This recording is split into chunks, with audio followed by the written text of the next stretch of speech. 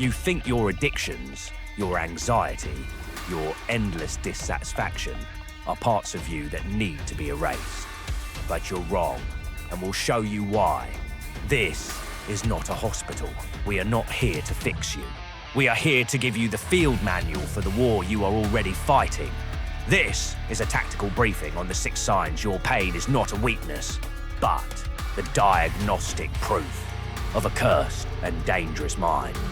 Think you know yourself? Guess again. Are you ready to rock? Let's rock that wisdom! You know this battlefield. You overthink every decision to the point of exhaustion. Every choice mutates into 10 possible timelines, 10 futures, 10 ways it could explode in your face. Society calls it anxiety, indecision, weakness, bullshit. The truth, you're running a threat assessment algorithm far beyond what most people can even comprehend. While they see one step, you're watching the entire domino chain collapse in real time. So what can you do about this? Well, you can override the system with a single rule. Bias for action. When the gears lock, you've got 40 seconds to move. Doesn't matter if it's right or wrong. Doesn't matter if it's perfect. Because your mind is designed to adjust on the battlefield. But it can't course correct if the ship never leaves the dock. You know this feeling, that constant hum, the low-grade dread that stalks you for no reason. It sucks. You label it. Disorder, chemical imbalance, whatever. Fuck that. Your anxiety isn't a glitch.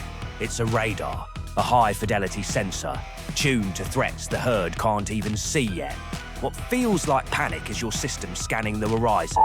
As Jung wrote, neurosis is always a substitute for legitimate suffering. Your anxiety isn't random static. It's your mind forcing you to face truths most people are desperate to avoid. So what can you do? Next time the static hits, don't smother it. Don't take that clonazepam just yet. Stop. Interrogate it. Ask, what the hell are you trying to show me? Don't stay with the feeling.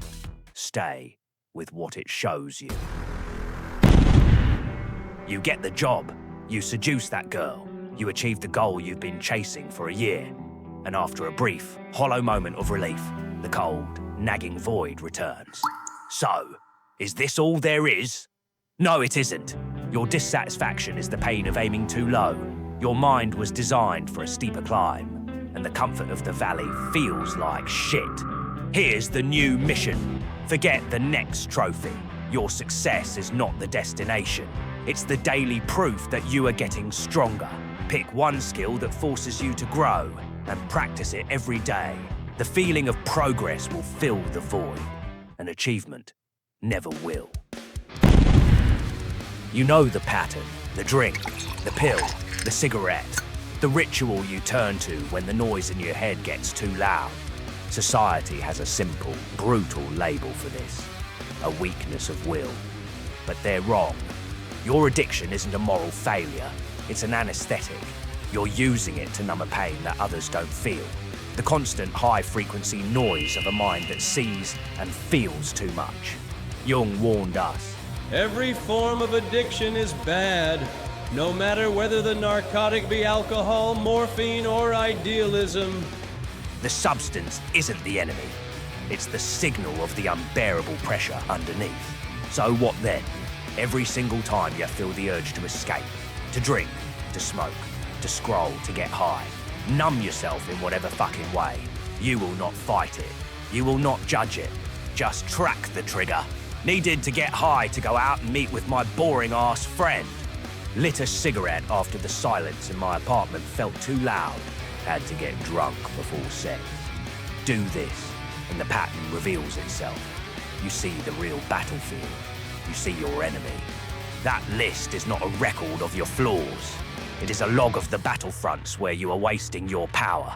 The boring friend you numb yourself to tolerate. The silence you fill with smoke because you fear your own thoughts.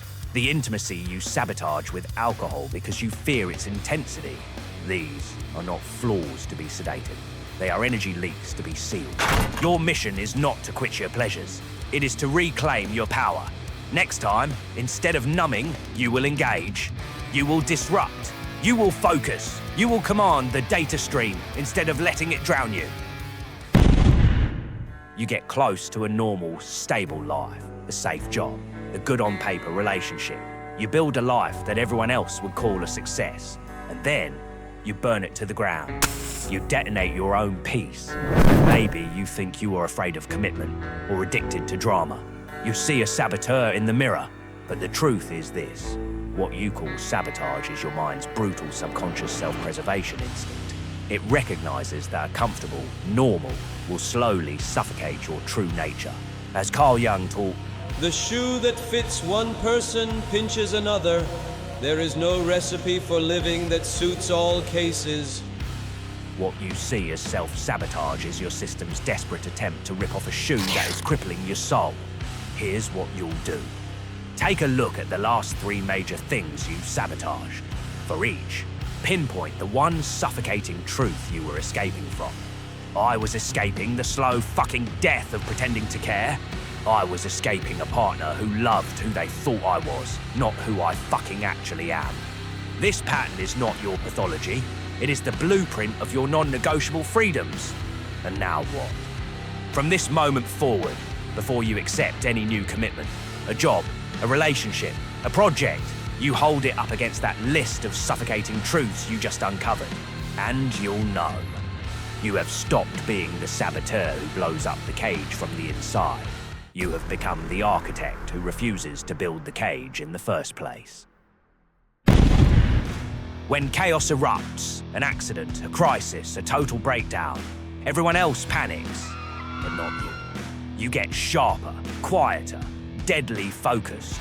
People mistake it for being cold, unfeeling. Hell, maybe you've judged yourself for it too. The truth is this. You weren't built for calm. You were built for crisis.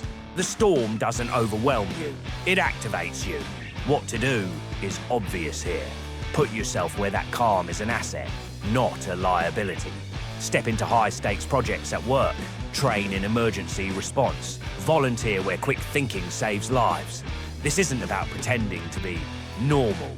This is about claiming your arena. Overthinking, anxiety, dissatisfaction, addiction, sabotage, even that eerie calm. You never understood where the pain was coming from, so you decided it was your own damn fault. But that ends today.